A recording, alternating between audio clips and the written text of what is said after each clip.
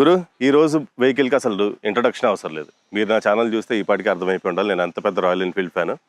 ఈరోజు నేను మీ ముందు తీసుకొచ్చిన వెహికల్ నా సొంత వెహికల్, నా పర్సనల్ వెహికల్.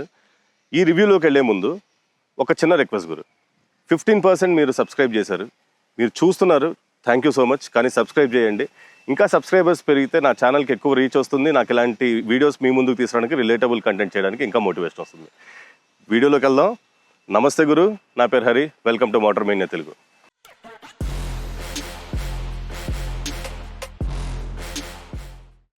అసలు ఇంట్రడక్షన్ అవసరం లేని వెహికల్ ఏంటన్నా అని మీరు అడిగితే, మీరు నన్ను ఫాలో అయ్యే వాళ్ళందరికీ తెలుసు నేను ఎంత ఆరి ఫ్యాను. ఇది నా పర్సనల్ వెహికల్, నా బండిది బుల్లెట్ 350. ఈ బండిని నేను 2024 ఎండ్లో కొన్నాను. ఇప్పటికి అరౌండ్ 8300 కిలోమీటర్స్ తిప్పాను. అండ్ మీకు తెలిసి నేను ఒక రైడర్ని అని చెప్పి I do long distance riding. నేను దానికి ఇదే వెహికల్ యూజ్ చేస్తాను. దాంతోపాటు నా షార్ట్ అంటే రెగ్యులర్ ఆఫీస్ కమ్యూనిటీకి కూడా నేను ఇదే వెహికల్ యూజ్ చేస్తాను. సో ఇది నా ప్రైమరీ వెహికల్. నేను అసలు బుల్లెట్ 350 ఎందుకు తీసుకున్నాను? మార్కెట్లో నాకు చాలా ఆప్షన్స్ ఉన్నాయి క్లాసిక్ రెట్రో సెగ్మెంట్లో. దాని గురించి ఆల్రెడీ మనం చాలా వీడియోస్లో మాట్లాడుకున్నాం. అండ్ ఎస్పెషల్లీ రాయల్ ఎన్ఫీల్డ్లో నేను 350కి వెళ్తున్నప్పుడు నా దగ్గర చాలా ఆప్షన్స్ ఉన్నాయి విత్ సేమ్ ఇంజిన్. నాకు హంటర్ ఉంది, క్లాసిక్ 350 ఉంది, మిటియోర్ 350 ఉంది, బుల్లెట్ ఉంది. దాని తర్వాత గోవన్ క్లాసిక్ వచ్చింది. అప్పటికి నేను ఆల్రెడీ వెహికల్ కొనేసాను. కానీ ఈ పర్టికులర్ బుల్లెట్ ఎందుకు తీసుకున్నావు అంటే, ఇది standard black variant Bullet, dual channel ABS ఉన్న వేరియంట్. నేను కొన్నప్పుడు నాకు 2.39 lakhs ఆన్ రోడ్ పడింది ప్రైస్ వచ్చేసి. అండ్ దీనిలో నేను ఈ పర్టికులర్ కలర్ ఎందుకు తీసుకున్నానంటే, బుల్లెట్ అనగానే మీకు ఫస్ట్ స్ట్రైక్ అయ్యే కలర్ బ్లాక్ పైన పైన్ స్ట్రైప్స్. ఈ గోల్డ్ పైన్ స్ట్రైప్స్ అండ్ ఈ ఎంబ్లెమ్, ఈ లుక్ కోసమే నేను ఈ బండి కొన్నాను. క్లాసిక్ కొనుండొచ్చు కదా అంటే ఎస్, నేను ఎందుకు క్లాసిక్ తీసుకోలేదు, బుల్లెట్ ఎందుకు తీసుకున్నాను అనేది నా దగ్గర ఒక 3-4 రీజన్స్ ఉన్నాయి. దాన్ని నేను మీకు ఈ వీడియోలో ఎక్స్ప్లెయిన్ చేస్తాను. అసలు బేస్ వచ్చేసి మన heart of the vehicle engine దగ్గరకు వచ్చి చూస్తే ఇది జే సిరీస్ ఇంజిన్. ఈ జే సిరీస్ ఇంజిన్ నేను మీకు ఇందాక చెప్పినట్టు హంటర్ అన్నిట్లోనూ every class Royal Enfield 350 has the same engine. ఇది electronically fuel injected engine, EFI engine. Carbureted engines వెళ్ళిపోయినాయి ఆల్రెడీ. సో ఇది decent power 20.2 bhp power produce చేస్తుంది, 22 Nm టార్క్ ప్రొడ్యూస్ చేస్తుంది, which is decent enough for any classic retro నా personal ఒపీనియన్లో. And మీకు చూస్తే tyre section about 19 radial tyre ఉంది. And halogen LED lamps ఉన్నాయి. I don't know halogen LED lamps ఇంకా ఎందుకు కంటిన్యూ చేస్తున్నాడు రాయల్ ఎన్ఫీల్డ్ అని చెప్పి. అండ్ నేను మీకు చెప్పినట్టు డ్యూయల్ ఛానల్ ఏబిఎస్ కాబట్టి మీకు ఫ్రంట్ ఒక డిస్క్ ఉంది, రేర్ కూడా ఒక డిస్క్ ఉంది. బ్రేకింగ్ అయితే చాలా బాగుంది, ఇప్పటివరకు నాకు ఎలాంటి ఇష్యూస్ రాలేదు. దీనిలో ప్రోస్ కాన్స్ మాట్లాడుకునే ముందు అసలు నేను ఈ వెహికల్ ఎందుకు తీసుకున్నాను అంటే, ఇది డిస్టింక్ట్ ఫీచర్ దీనికి వచ్చేసి ఒక సింగిల్ సీట్. ఇది మీకు కనుక ఒక స్మాల్ ఫ్యామిలీ ఉండి మీకు ప్రైమరీ వెహికల్ తీసుకోవాలి రాయల్ ఎన్ఫీల్డ్, అది కూడా కొంచెం ఎక్కువ పుల్లింగ్ కెపాసిటీ ఉన్న వెహికల్ తీసుకోవాలి అంటే రాయల్ ఎన్ఫీల్డ్ తీసుకుంటారు చాలామంది. మనం పిల్లల్ని కూర్చోబెట్టుకున్నా, మన ఫ్యామిలీని కూర్చోబెట్టుకున్నా కూడా అప్ ఏదన్నా వస్తే ఈజీగా లాగేస్తుంది వెహికల్. అండ్ ఎస్పెషల్లీ ఈ సింగిల్ సీట్ అనేది it is very comfortable for family rides. నేను దీనిలో యాక్సెసరీస్ వేయించాను, క్రాష్ గార్డ్, సమ్ గార్డ్ వేయట్లేదు, అండ్ రేర్ బ్యాక్ రెస్ట్. ఈ పర్టికులర్ స్టాండర్డ్ బ్లాక్లో మీకు క్రోమ్ ఇవ్వొస్తాయి సైడ్ మిర్రర్స్, బట్ నాకు క్రోమ్ కొంచెం ఎక్కువ ఉంటే కనుక దానికి మెయింటెనెన్స్ ఎక్కువ అవుతుందని చెప్పి నేను ఈ బ్లాక్ చూస్ చేసుకున్నాను. సో మీరు ఒకసారి ఇంజన్ కన్సోల్ చూస్తే, మన headlight console or whatever, so దీనిలో మీకు రెగ్యులర్గా మీకు టైం మీరు ఇక్కడ చేంజ్ చేసుకోవచ్చు. There is a button over here. Change చేసుకుంటే మీకు ఇప్పటివరకు నేను మీకు చెప్పినట్టు 8200 change, and trip meter, trip 1, trip 2, and దీంతో పాటుగా మీకు ట్రిప్ F1 వస్తుంది. మీ వెహికల్ ఇది actually 15 litre fuel tank, 13 litre మీకు ప్రైమరీ ట్యాంక్, 2 లీటర్ రిజర్వ్ ఉంటుంది. ఈ 15 లీటర్ ట్యాంక్ నాకు సిటీలో వచ్చేసి ఒక 33 డాట్ మైలేజ్ వస్తుంది. నేను కన్జర్వేటివ్గా వాడినా, ఎంతూజియాస్టిక్గా వాడినా కూడా 33కి మించి పెరగట్లేదు, 33 కన్నా తగ్గట్లేదు. అండ్ హైవేలో నాకు లాంగ్ డిస్టెన్స్ రైడింగ్లో అరౌండ్ 43 to 44 మేనేజ్ చేయగలుగుతున్నాను నేను. Not a very fuel efficient vehicle. Carbureted versions ఇంకొంచెం ఎక్కువ ఫ్యూయల్ ఎఫిషియన్సీ వచ్చేవి, అది బుల్లెట్ ఆర్ క్లాసిక్ ఓనర్స్ అందరికీ మీకు తెలుసు. And again coming back to the console, so మీకు ట్రిప్పర్ నావిగేషన్ ఈవెన్ మన టాప్ ఎండ్స్లో కూడా ట్రిప్పర్ నావిగేషన్ ఇవ్వట్లేదు రాయల్ ఎన్ఫీల్డ్. ఎందుకు అంటే రాయల్ ఎన్ఫీల్డ్ దగ్గర I don't know, maybe cost cutting, ఇది కొంచెం ఎకనామికల్ ప్రోడక్ట్ అని చెప్పి రాయల్ ఎన్ఫీల్డ్ బిలీవ్ చేస్తుండొచ్చు. స్విచ్ గేర్, ఇగ్నిషన్ అంతా బాగుంది. You get your clutch levers and brake levers in chrome, partially chrome అనుకోవచ్చు దీన్ని. బట్ ఇక్కడ ఒక ఛాలెంజ్ ఏంటంటే క్లాసిక్కి దీనికి నేను అబ్జర్వ్ చేసిన మేజర్ డిఫరెన్స్ ఏంటంటే ఈ clutch levers and brake levers, క్లాసిక్లో అడ్జస్టబుల్ క్లచ్ లీవర్ వస్తుంది, బ్రేక్ లీవర్ కూడా. దీనిలో టాప్ ఎండ్లో కూడా ఇది ఆల్మోస్ట్ సెకండ్ టాప్ అనుకోండి మీరు, దీనిలో ఎక్కడా రావట్లేదు అడ్జస్టబుల్. అండ్ మీకు చెప్పినట్టు టెయిల్ గేట్, ఇది tail lamp is basically a Classic 350 tail lamp. నేను కొన్న తర్వాత రీసెంట్ వర్షన్స్లో మీకు పాత square tail, rectangle tail lamp అనేది బుల్లెట్ దగ్గర నుంచి వస్తుంది. సీట్ కూడా కొంచెం పాత సీట్ వస్తుంది. నేను చేంజ్ చేసుకోవచ్చు. Tail lamp cost around 600 and old seat cost around 5300 అనుకుంటా. నేను మన గోవా మోటార్స్లో చేంజ్ చేసుకుందామని అడిగితే, బట్ ఇది కంఫర్టబుల్గా ఉంది, అది ఇంకొంచెం ఎక్కువ కంఫర్టబుల్గా ఉంది. కొంచెం లోయర్ బ్యాక్ సపోర్ట్ బాగుంది. And tyres spoke wheels, tube tyres. దాంతోపాటుగా ఇది ఇంజన్ ట్రాన్స్మిషన్ వచ్చేసి 5 speed engine transmission, 1 up 4 down. And side మనకి ఇండికేటర్స్ కూడా కొంచెం క్రోమ్, కాకపోతే కొంచెం బెటర్ లుక్ ఉంది నాకు క్లాసిక్ 350 కొత్త మోడల్స్లో కన్నా కూడా. సో ఇప్పుడు మీకు నేను క్లాసిక్ 350 ఎందుకు తీసుకున్నాను, నాకు దీనికి దానికి డిఫరెన్స్ ఏముంది అని అడిగితే, ఫస్ట్ నాకు రేస్డ్ హ్యాండిల్ బార్ వచ్చింది బుల్లెట్లో. బుల్లెట్లో రేస్డ్ హ్యాండిల్ బార్ ఎలా యూజ్ అవుతుంది అంటే మీకు ఒక open chested wide riding stance అనేది వస్తుంది, which is very comfortable in both city and highway riding. క్లాసిక్ది కొంచెం కిందకు ఉంటుంది. సో కొంచెం మీ రైడర్ ట్రయాంగిల్ అనేది కొంచెం బెటర్గా ఉంటుంది బుల్లెట్ 350లో.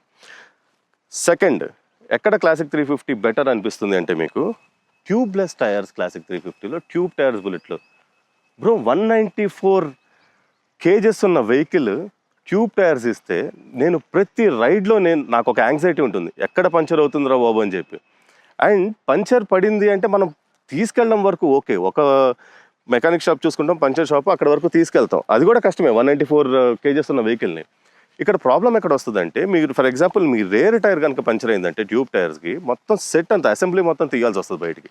దానిలో సరిగ్గా పంచర్ షాప్ వాడు కనుక డీల్ చేయకపోతే మీ రేర్ డిస్క్ అనేది కొంచెం బెండ్, అంటే అలైన్మెంట్ కానీ బెండింగ్ అనేది కానీ వచ్చే ఛాన్సెస్ ఉన్నాయి. దానివల్ల మీకు బ్రేక్ ప్యాడ్స్ తొందరగా అరిగిపోతాయి అండ్ ఒక కాన్స్టెంట్ నాయిస్ వస్తూ ఉంటుంది.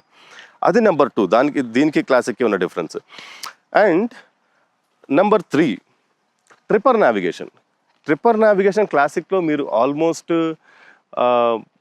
టాప్ ఎండ్ వేరియంట్స్లో ఇస్తున్నాడు, కానీ it could have been better Bullet top end వేరియంట్స్లో కూడా ఇస్తే, అట్లీస్ట్ యాజ్ అన్ యాక్సెసరీ. ఎందుకంటే ట్రిప్పర్ నావిగేషన్ చూసి మనం గూగుల్ మ్యాప్స్ని పెట్టుకుని వెళ్తున్నామా అంటే కనుక ఎవరు దాన్ని యాక్చువల్గా ఫాలో అవ్వరు, కానీ it's a good to have feature అని చెప్పి నా feeling. And fourth, royal Enfield వాడు ఇంకా ఎందుకు హాలోజన్ ల్యాంప్స్ బ్రదర్? దీనికి బుల్లెట్కి హాలోజన్ ల్యాంప్, క్లాసిక్కి 350కి మీకు LED headlight. And trust me, దీనికి ఉన్న మేజర్ డిసడ్వాంటేజ్ వచ్చేసి దీని headlight throw. Any Royal Enfield rider నాతో అగ్రీ చేస్తారని నేను అనుకుంటున్నాను. ఎందుకంటే మీరు రైడ్ చేస్తున్నప్పుడు ఫర్ ఎగ్జాంపుల్ మార్నింగ్ టైం వరకు మీకు అంత బాగానే ఉంటుంది, ఎప్పుడైతే మీకు హెడ్లైట్ అవసరం రాదో, ఒక ట్వైలైట్ అయిపోయిన తర్వాత, అంటే తెల్లవారుజామున కానీ నైట్ కానీ మీకు ఎప్పుడైతే కొంచెం ట్వైలైట్ ఉంటుందో అప్పుడు అసలు ఈ త్రో ఏ మాత్రం సరిపోదు. మనం ఆక్స్ ల్యాంప్ వేయించుకోవాల్సిందే ప్రతి వెహికల్కి ఆక్స్ ల్యాంప్ వేయించుకోవాలి. అసలు ఈ హెడ్లైట్ దీనికన్నా కూడా బెటర్ టార్చ్ లైట్స్ ఉన్నాయని చెప్పి నా ఫీలింగ్. ఓకే, సో ఇది క్లాసిక్కి నాకు బుల్లెట్కి ఉన్న డిఫరెన్స్. అండ్ ఈ వెహికల్ ప్రస్తుతానికైతే సీట్ హైట్ అందరికీ సరిపోతుంది. నా height for your reference is 8.5. ఇది 805 మిల్లీమీటర్స్ హైట్ ఉన్న సీట్. నా కాళ్ళు అయితే ఫర్మ్గా ప్లాంటెడ్ అవుతాయి. అండ్ వెయిట్ మేనేజ్మెంట్ చాలా బాగా చేశాడు. ఇది వరకు ప్రీవియస్ జనరేషన్స్ క్లాసిక్స్కి బుల్లెట్స్కి దీనికి డిఫరెన్స్ చాలా ఉంది. అండ్ బంపర్ టు బంపర్ ట్రాఫిక్లో ఒక స్కూటీ లాగా నేను జిగ్జాగ్ చేసుకుని వెళ్ళిపోవచ్చు, even though I don't recommend this. And దీని హైలైట్ ఏంటిది అంటే, any Royal Enfield 350 apart from I would say Meteor 350 and Hunter 350, rear suspension, twin suspension. ఇది ఆఫ్ కోర్స్ మోనోషాక్ సస్పెన్షన్ మీకు క్లాసిక్ రెట్రో సెగ్మెంట్లో మీరు ఎక్స్పెక్ట్ చేయలేరు అపార్ట్ ఫ్రమ్ ట్రయంఫ్స్. సో ఈ twin suspension అనేది I would say this is the best in the segment undoubtedly. మీరు ఫ్యామిలీని తీసుకెళ్తున్నా కూడా this is not to soft, not to hard, in between. Any రోడ్లో కొంచెం ఇప్పుడు ఈ గ్రౌండ్ చూడండి, చాలా అన్డ్యులేటెడ్ సర్ఫేసెస్ ఉన్నాయి. సో దీని మీద కూడా నాకు ఎలాంటి ప్రాబ్లమ్స్ రాలేదు ఇప్పటి వరకు. And braking has been spectacular. 194 kgs kerb weight అంటే డ్రై వెయిట్, దాంతోపాటు మన ట్యాంక్ ఫిల్ చేసుకుంటే ఇంకో 10 kgs యాడ్ చేసుకోండి. ఇంత వెయిట్ ఉన్న వెహికల్ కూడా ఐ డోంట్ నో బికాజ్ అది డ్యూయల్ ఛానల్ ABS వల్ల అయి ఉండొచ్చు, లేకపోతే వీడు బ్రేకింగ్ ప్రాపర్గా బైబర్ బ్రేక్స్ ఇవ్వడం వల్ల అయి ఉండొచ్చు. కానీ ఎప్పుడు ఎలాంటి పానిక్ బ్రేకింగ్ సిచ్యువేషన్లో కూడా నాకు వెహికల్ అనేది కొంచెం స్లిప్ అయినట్టుగా కానీ లేకపోతే బ్యాలెన్స్ తప్పేసినట్టుగా కానీ అనిపించలేదు. యా, ఒక మేజర్ ఇష్యూ ఏం చెప్పాలి అంటే హ్యాండిల్ వాబ్లింగ్ ఇంకా నాకు రాలేదు. ఎందుకంటే ఫోర్క్ థ్రోయింగ్ చేస్తామని చెప్పి రాయల్ ఎన్ఫీల్డ్ వారు ప్రతి సర్వీస్లో చెప్తారు. సర్వీస్ గురించి మళ్ళీ ఒక 2 minutesలో చెప్తాను నేను మీకు.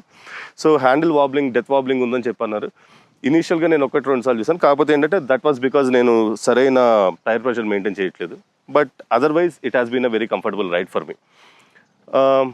మీలో ఎలాంటి వాళ్ళు బుల్లెట్ 350 తీసుకోవాలి ఆర్ క్లాసిక్ 350 తీసుకోవాలి అంటే, if you are over enthusiastic rider, అంటే 0 to 60 నాకు ఈ పర్టికులర్ టైంలో చేయాలి, నేను జిగ్జాగ్ రైడింగ్ చేసుకోవాలి అండ్ చాలా క్విక్గా ఉండాలి అంటే మీరు పొర్రపాటును కూడా రాయల్ ఎన్ఫీల్డ్ వెహికల్స్ తీసుకోవద్దు.